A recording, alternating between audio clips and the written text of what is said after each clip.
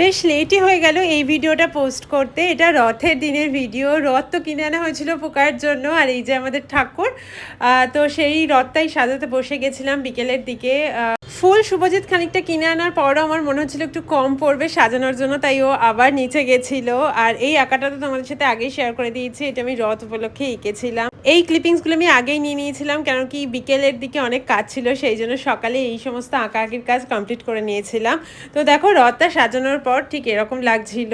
আর নিচে আমাদের অ্যাপার্টমেন্টে বাচ্চাদের দেওয়ার জন্য না আমি কিছু ললিপপসও কিনেছিলাম, বাট এত বাজে ওয়েদার ছিল। রথ তো সাজানো হয়েছিল, বাট নিচে গিয়ে আমি 5 মিনিট মতো পুকাই একটু রথটা টানতে পেরেছে, তারপরেই বৃষ্টি নেমে যাবে। দেখতে পাবে ক্যামেরা দেখা যাচ্ছিল ছোট ছোট বৃষ্টির ফোঁটা পড়ছে। এবার সেই যে বৃষ্টি শুরু হলো, সারা সন্ধ্যায় বৃষ্টি থামলোই না। তো কিছু করার নেই, আবার বাড়ি চলে এসেছিলাম আর তারপর তিনজনে মিলে একটু ফটোশ্যুট করলাম। So that's it for today, by.